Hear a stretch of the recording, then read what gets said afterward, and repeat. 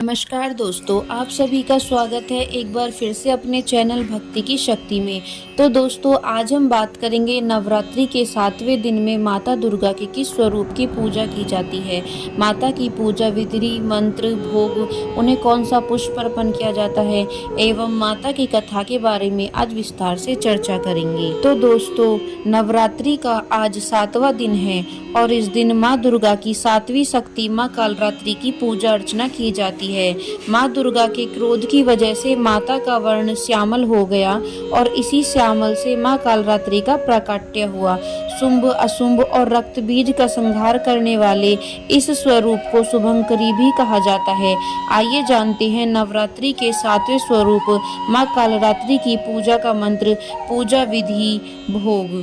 माता कालरात्रि की विधिवत रूप से पूजा अर्चना और उपवास करने से माँ अपने भक्तों को सभी बुरी शक्तियाँ और काल से बचाती है।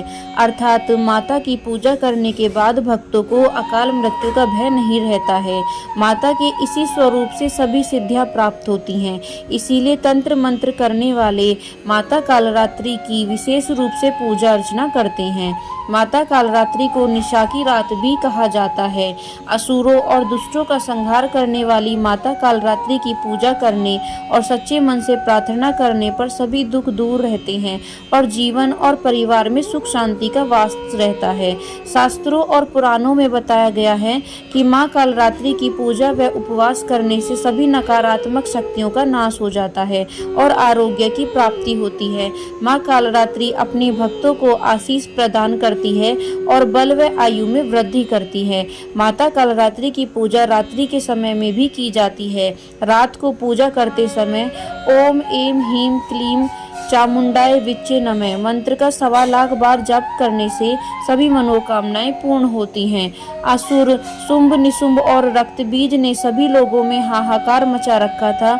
इससे परेशान होकर सभी देवता भोलेनाथ के पास पहुंचे और उनसे रक्षा की प्रार्थना करने लगे। भोलेनाथ ने माता पार्वती को अपने भक्तों की रक्षा करने को कहा।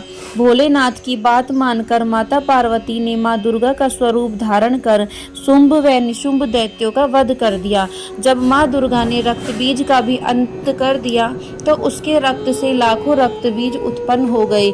यह देखकर मां दुर्गा का अत्यंत क्रोध बढ़ गया। क्रोध की वजह से मां का वर्ण श्यामल हो गया।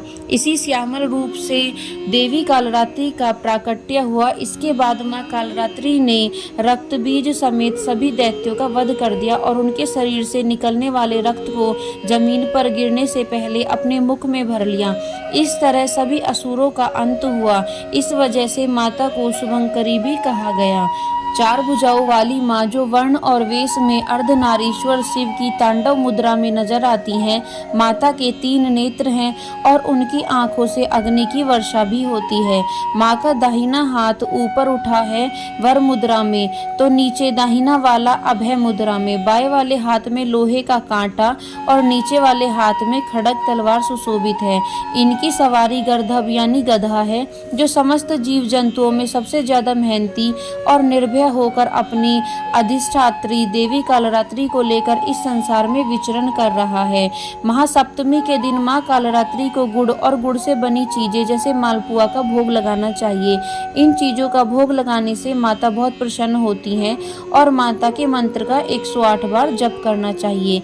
माँ कालरात्रि की पूजा सुबह और रात्रि दोनों समय में करें। माता को लाल रंग बहुत प्रिय होता है, इसीलिए माँ की पूजा लाल रंग के वस्त्र पहनकर ही करनी चाहिए। माता दुर्गा की सुबह शाम पूजा करने के बाद दुर्गा चालीसा या दुर्गा सप्तशती का पाठ करना चाहिए और माँ दुर्गा के मंत्रों का भी जप करना चाहिए। लाल चंदन की माला से मंत्रों का जप करें। तो दोस्तों, ये थी माता कालरात्रि की संपूर्ण पूजा विधि और उनकी कथा। यदि आपको वीडियो पसंद आई हो तो चैनल को सब्सक्राइब करना बिल्कुल ना भूलें और वीडियो को लाइक और शेयर जरूर करें। जय माता दी।